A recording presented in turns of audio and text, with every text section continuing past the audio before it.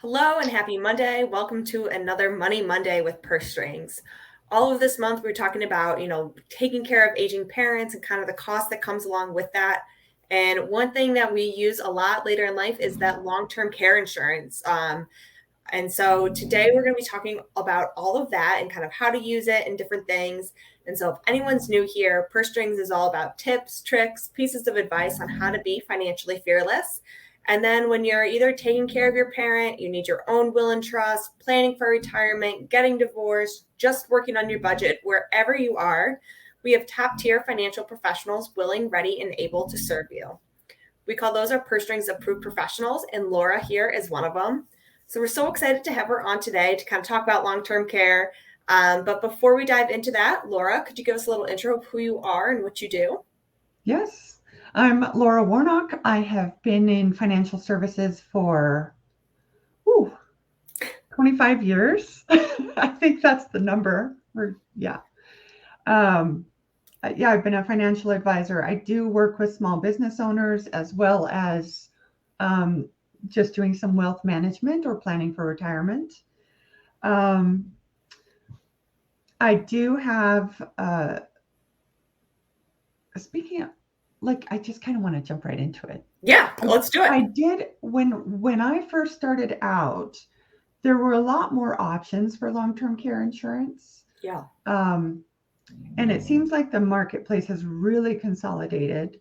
And I believe that's because people are living longer. Oh my gosh, right now. Can you hear my dog? No, I can't. Okay, I'm going to wake her up Be really quick. snoring up a storm. Snoring, yeah. So, but I feel like people are living longer, and so the outlay for the insurance companies has been so high that some of the companies have merged or been bought up or just gone out of business altogether, out of the business of long-term care. Yeah. Other insurances, but not long-term care. Um, but for long-term care, there are a few things that you want to look for. Um, you There are different options in how you get your insurance paid for or how you get your care paid for. It could be a lifetime benefit, it could be a daily benefit, it could be a monthly benefit. And they call them just so you have that bucket of money. Yeah. And sometimes you're not using that. Say you don't use a daily benefit if you have somebody coming into your home every other day or something like that, then you may be overusing on one day and underusing on another day. And sometimes they'll let you combine that and sometimes they won't. Okay. So those are some of the things to look for. I'm a fan of having either a monthly bucket or just a maximum that you can try to stretch out as long as you can. Daily is it sounds very It's kind of very difficult to rigid. manage. It's very rigid, but they will sometimes they'll express their maximum in a daily benefit, Okay. so they'll Yeah. say you get this much as a maximum and it breaks down to X amount per day. Right. So that depends. Like if you're in a nursing home, you're going to be using more per day than Right. you would if you were in skilled care or having someone come into your home. Right. So those are some things to just think about when you're looking at long-term care. Um, yeah, you can, if you, they may ask you to jump through certain hoops if you're about to use your long-term care, which means activities of daily living. And I just pulled them up again. I used to be able to rattle them off, but I just pulled them up again. So if you have trouble eating, bathing, dressing, transferring, from a chair to a toilet, or transferring from sitting to standing, anything like that, toileting, or just moving and walking around. Okay. Um, Sometimes in the policy they'll have 6 ADLs, activities of daily living, sometimes 5. Um, anyway, so those are other things to look for. So would that be when you start, you're like, should I use my long term now? just Medicare long-term kind of covers when one of these six is starting to fail? Yeah. Well, each policy will have guidelines for you to look at. So some of them say, well, you have to have three of the five, three of the Mm, six, or whatever. Then you can start using this care. okay. Um, or like for Medicaid, I had to look it up. Medicare Part A pays up to skilled nursing for 100 days, Mm, but only under certain conditions. Sometimes,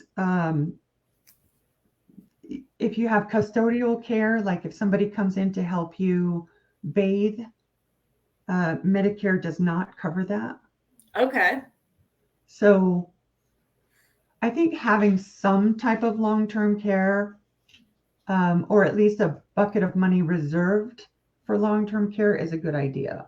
Yeah, definitely. And now, I work with some life insurance companies. If you have a permanent life insurance policy, then they'll allow you to take up to, some percentage of your death benefit to use for critical care or long-term care or hospice, etc. Okay. So since you didn't use that kind of before, you can kind of use those services now, or some Mhm. of them. Yeah. Or, I think some insurance companies, on the life insurance side have realized that many people do prepare with their death benefits, Hmm. but I mean, if you're in a critical care situation and you have this death benefit, well, what good is it doing now? What good is it doing while you're living? And Yeah, how can we access that if we absolutely need to? So definitely. there are options with that. I love that because yeah, you don't always. I mean, you can't usually use that money when you're dead, and when it goes to your family, that's great. But if you need it now, it'd be much better to use instead of having your family kind of front that money or something like that. Right. Right. And so I know, we're kind of talking about, let's say if mom went into the hospital or something like that, you know, is how do you kind of start using your long-term care policy? Do you call your broker? Do you call someone? Do you just go online? How does this kind of apply? Because we talk so much about getting it, but not actually using it. Right. So if you have an advisor, um, that sold it to you or was a part of that process, then that would be my first call. If that Hmm. advisor is not in the business anymore, which can happen, um, then I would call the number on the policy, whatever the policy is, and Hmm. they'll normally have like a guide or Hmm. an advocate.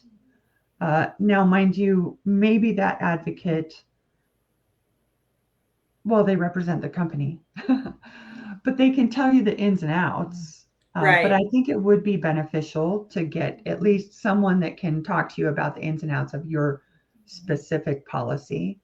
And Hmm. then, but it's also, you should have written down maybe an outline of what your policy provides and what your wait periods are, because there could be a 90-day wait period before it'll kick in at all. Right. Maybe 90 or 120 days, depending on the policy.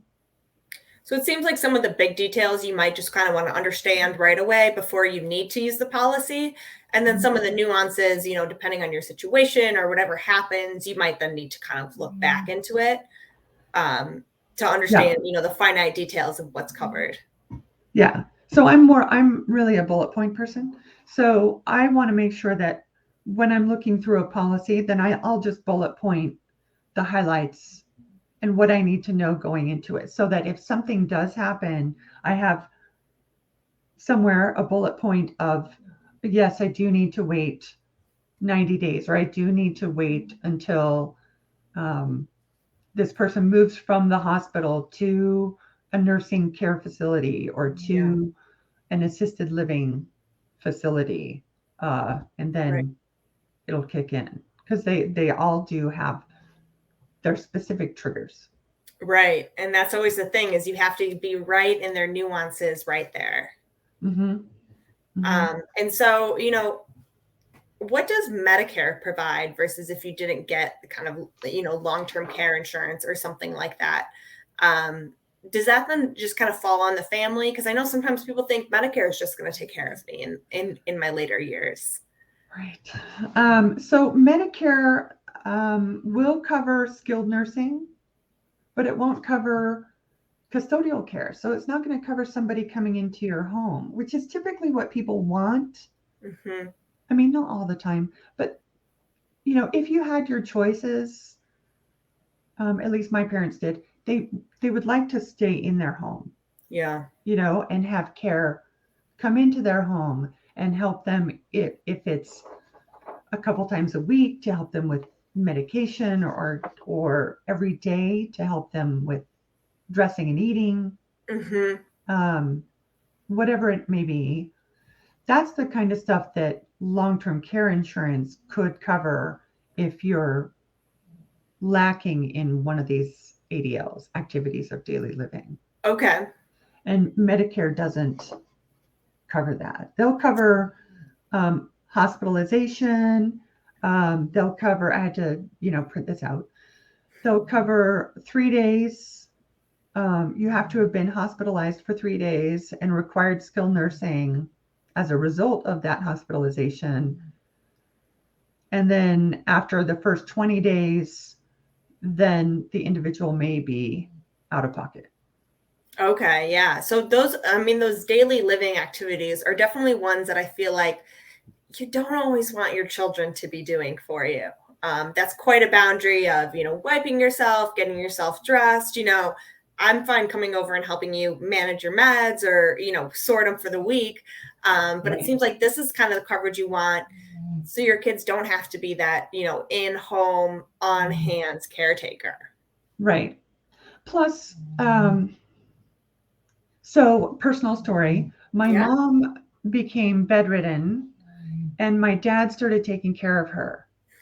And it was so hard on him. Like he aged so quickly just because of I it's just the activity and the stress Yeah. and so if you decide that one of your family members is going to be a caregiver, you may want to look and make sure that your long-term care insurance will cover respite care, which means whoever's caring for you needs a break. Yeah. Needs a break. And so will you pay for someone to come in and take care of things while I'm taking a break? So there are plenty of families that decide to do it themselves. Yeah.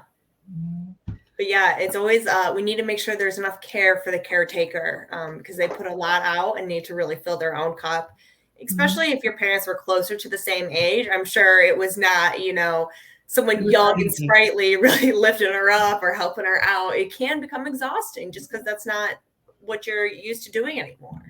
Right. And if it's something like Alzheimer's, Hmm. that's something where that could last a long time. Hmm. So you may want to have a family member, somebody, or have that person with Alzheimer's.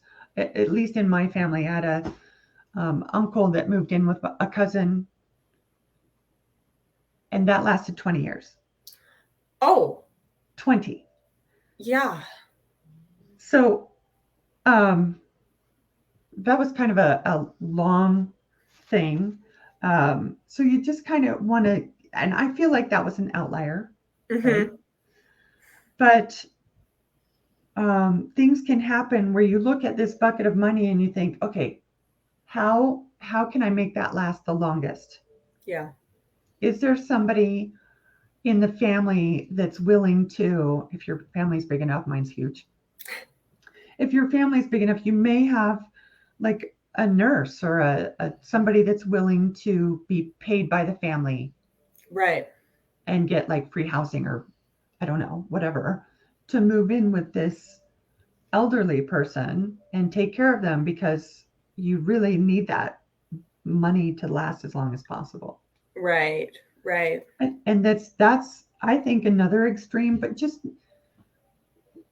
when you're walking into a situation where you have a long-term care need, it really is good to sit down and assess um, with an advocate or with your advisor or with some sort of specialist that just assess what your needs may be. Hmm.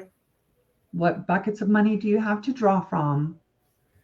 Um, in my world, if I'm talking to a couple and we have Roth money and 401k money and we have long-term care money, we're trying to make sure that money lasts a long time and that we're Hmm. not pulling all this money out of their 401k so that their tax bill is huge. We take out some Roth money. We're just trying to massage all the different types of income to make sure they're taken care of. Which to me is like always when like you have to work with a financial professional because none of the dollars are quite equal, 100 cents here and 100 cents there.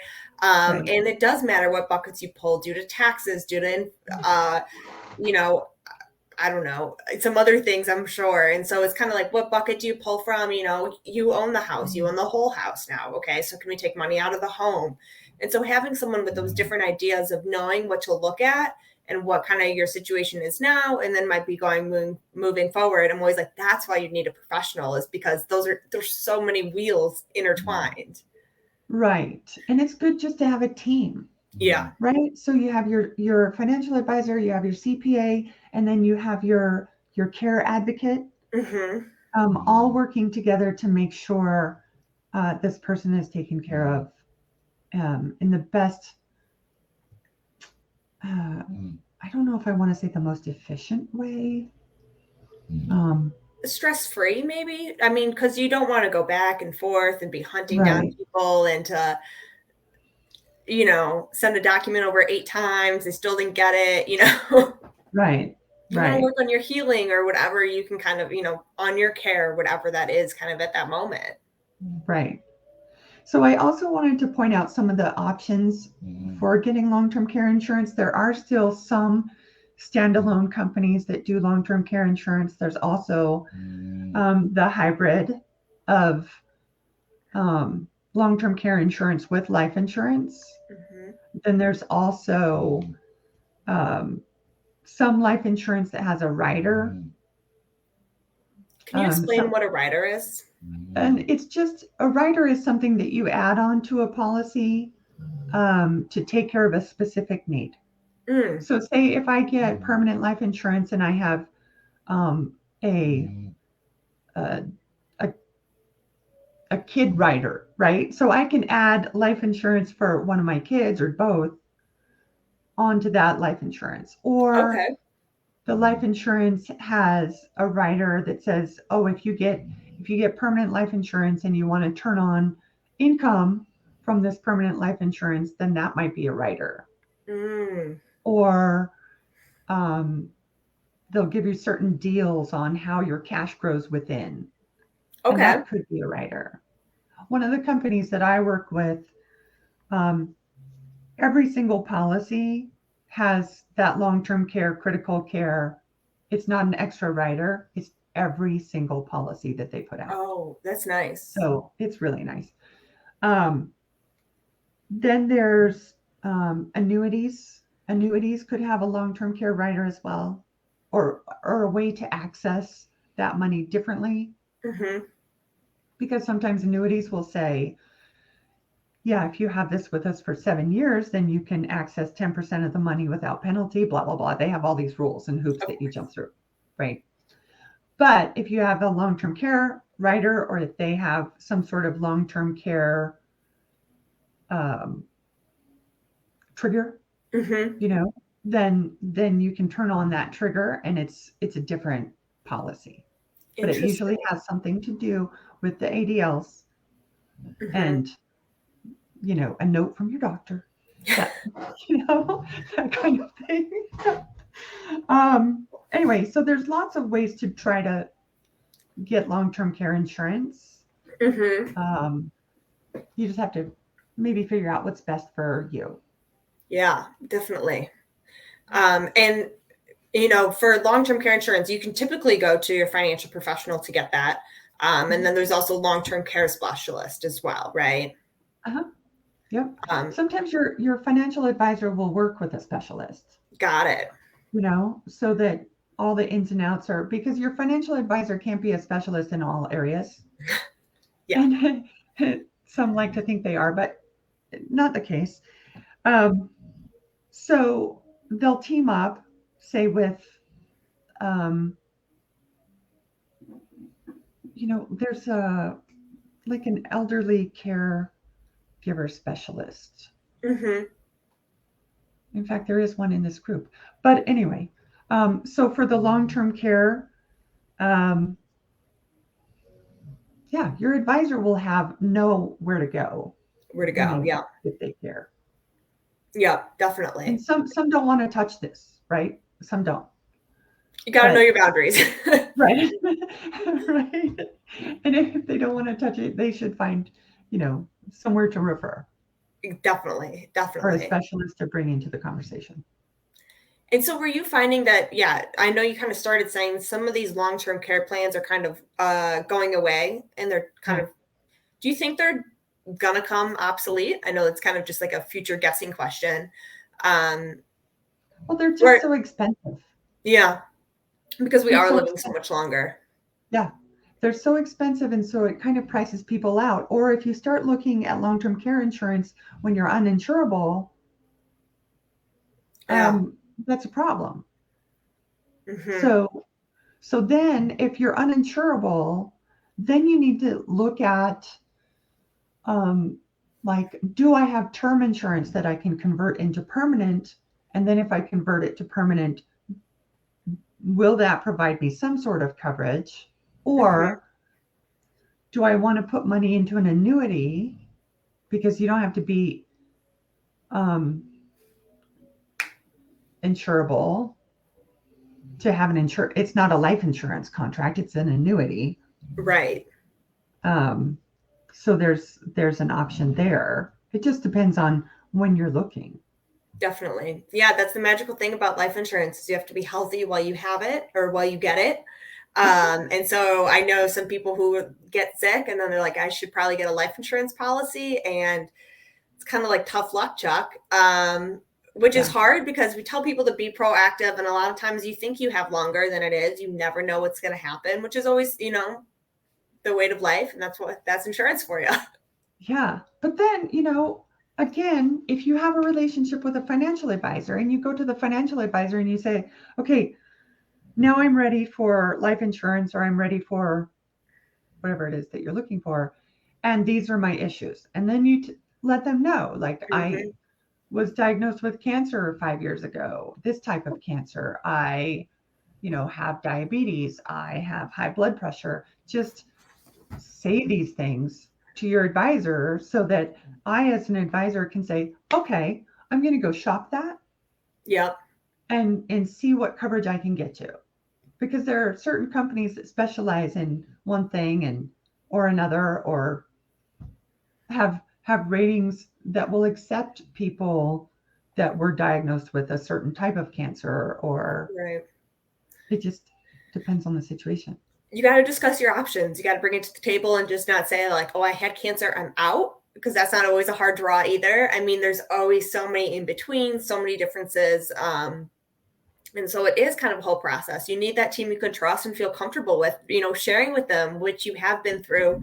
And we would say, you get financially naked, but you also, you share some of your health problems and things like that. And so you have to be really comfortable with somebody that you're talking to and feel like you're in a safe space to kind of share this information. True. But when you get financially naked, um,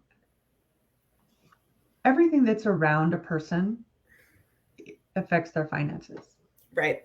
So your health, your family, extended family. Are you going to have to take care of your parents? Hmm. Do you have, a kid with special needs? Like, everything around you has an effect on your finances. It's just not, let's have a conversation about my 401k. Right. That's not, that's, it's just not where it ends, Yeah, you it's know? huge. Yeah. Yeah. Or, I just had a client whose son was in a surfing accident, and now they're taking care of him. Hmm. Like, yeah, he became a paraplegic. So, And that's huge life change. You have to redo your whole financial plan almost. mhm.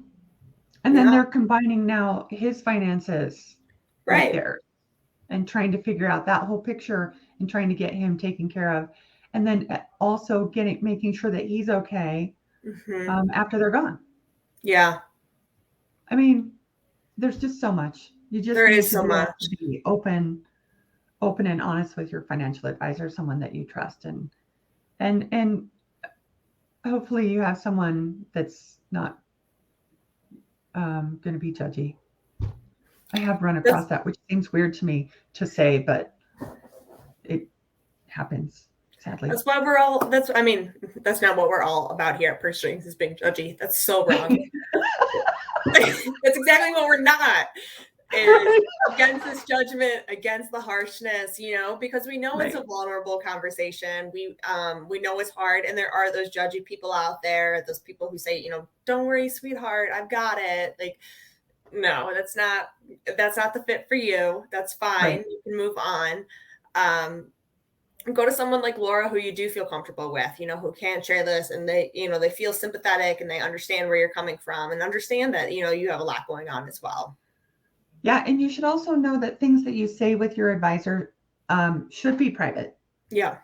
Like I keep reminding my clients and my and referrals and whoever comes to me that whatever is said in this meeting is private.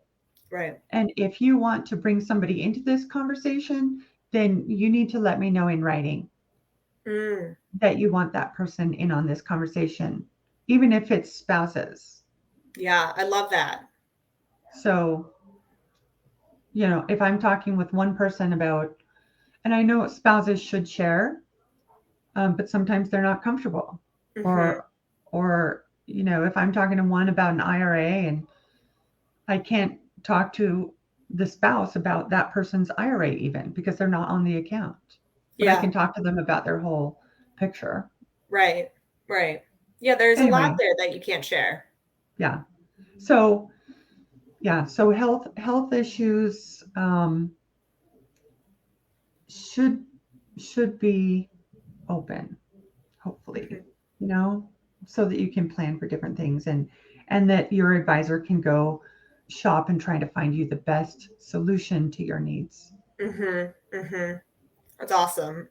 So yeah, I like that you kind of, you really brought up some great points of what to look at when buying your policy, and then some major things just kind of highlight that right before you use the policy. If you have to wait a certain amount of days, just some of those main bullet points.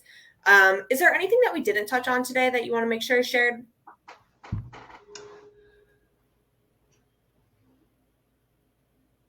Oh, this just popped. Some policies will cover a non-certified person, like Mhm. they'll pay something to have a helper come in, and some won't. So look at that. Yeah. So that if you have somebody coming in and they need to be certified or from a service or certified in some way in order to jump through all the hoops to get your reimbursement, um, make sure you jump through those. You don't want to have, your niece or nephew coming in to help you do whatever and then have it not get paid for when you thought it would be. Right. And so, just kind of going off that point, does long term care usually reimburse you for what you put out, or would that just be kind of like in that internal situation? Typically, it's a reimbursement Okay. unless they pay um, directly to the company, but it'll typically be a reimbursement, and you just have to keep putting in your. Let me see. I do have a list of file a claim, arrange care. Yeah, it's just submitting ongoing claims, Okay. Interesting. so that you have to, if they're paying somebody directly, say um, it's a care facility, either skilled care, nursing care, or um, what's the word I'm looking for? Nursing home versus Like in home assisted living. assisted Assisted living. living. Yeah. Um, so typically, sometimes they'll pay direct. Yeah. which is, great.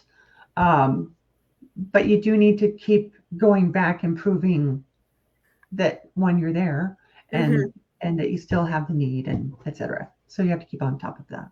Well, I'm glad I asked that because some reason I thought you got access to this lump sum, which is good to know that it's almost it's a reimbursement process. It's not just like here's your bucket, here's the key. Yeah. Well, typically with long-term care, it is either reimbursement or a paid directly. Okay. So yeah, that's one thing to know as well Yeah, going in. definitely. So you know whether or not you're having to pay, and then what's typically the lag if they're doing a reimbursement. That's an important step as well. Yeah, yeah, because you need to have some of that cash up front still. Mhm. Even though you pay for these policies and different things like that, you still need a little bit of that cash up front. Well, you still have that waiting period. It's either Hmm. called a waiting period or an elimination period. Mm, That's 60, 90, 120 days hmm. that you have to pay for out of pocket before the long-term care will kick in, Wow. Yeah. depending So on the policy. it's a whole plan. It's a whole picture. Yeah. And get someone to help you with that photo. It will make it much easier. I promise. Yeah. Yeah. Well, thank you, Laura, for coming on and sharing your expertise and giving us some of your true stories as well. Those are always great to hear. Yeah. So if anyone has, more questions or interested, please reach out to Laura. Her email's been going through the bottom. She's also one of our Purse Strings approved professionals. So you can reach out to her off our site, pursestrings.co. And yeah, let's talk about it. Let's make a plan so we're prepared for whatever is thrown our way. So thank you again, Laura. Well, sure. Thanks for having me. I hope it was helpful. Yeah, definitely. We'll talk to everyone soon. Bye. All right. Thank you.